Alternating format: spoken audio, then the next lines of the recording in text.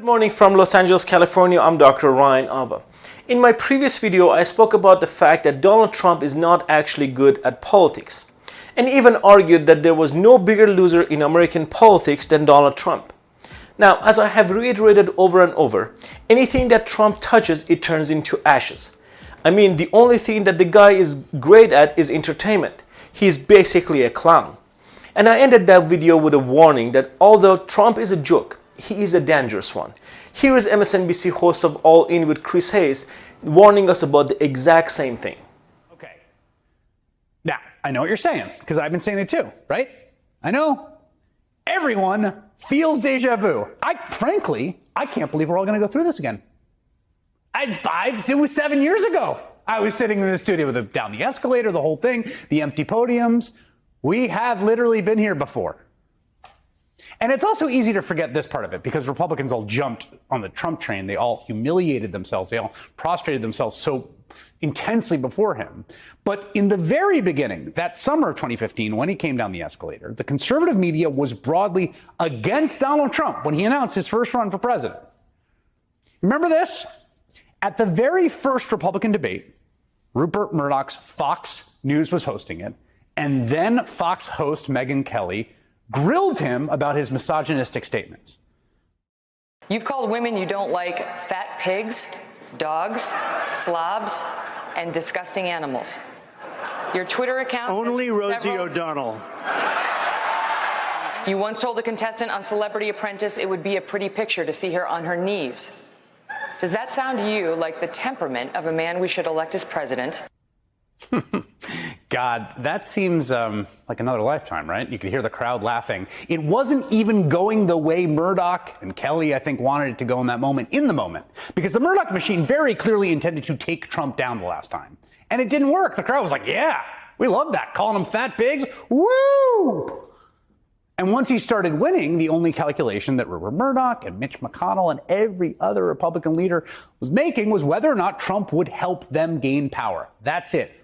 They never had or cared about any moral red line he might cross, how it would reflect on them, their eternal souls, the judgment of history, yada, yada, yada. That's true even after he tried to overthrow the government on January 6th, led a violent mob to the Capitol that chanted, "Hang Mike Pence." None of that mattered or matters. Mitch McConnell said it very plainly in an interview earlier this year. You said Donald Trump's actions preceding the January 6th insurrection were a, quote, disgraceful dereliction of duty, and that he was practically and morally responsible. Well, as the Republican leader of the Senate, it should not be a front-page headline that I will support the Republican nominee for president. After you've said that about him, I think it's astonishing. I think I have an obligation to support the nominee of my party. Okay. So the only question about Donald Trump that matters to Republicans, to Rupert Murdoch and the conservative media and all that is whether he will hurt or help their quest for power. Does having Trump on their team help them in their ability to cut corporate taxes or not? That's it. 7 years ago, they thought he was going to hurt their chances to cut corporate taxes. But then he won in what was essentially a fluke election, where again, he lost by nearly 3 million votes. Republicans, and arguably everyone, overinterpreted that fluke and just hitched their ride to Trump. He's the future. He's our political messiah. Well, now they have basically lost 3 elections in a row. It's like sometimes they'll call up a young rookie in the major leagues, like the first game, they hit a homer. The first week, they're incredible. And then it's like, after a while, it's like, oh, they can't hit a curveball.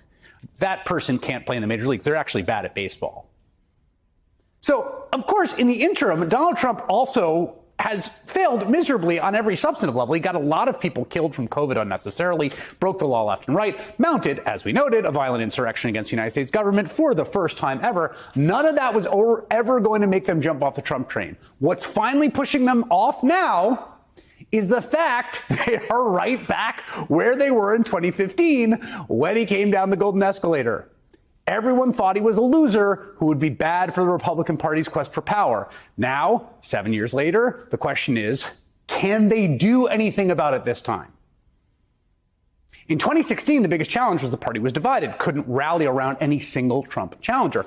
Now they have Ron DeSantis, a candidate they are already trying to get the whole party behind. And Donald Trump is not doing himself any favors by running on the same old nonsense. Just listen to his former senior advisor, a guy who was recently convicted on 2 counts of criminal contempt of Congress for refusing to comply with the subpoena from the January 6th committee.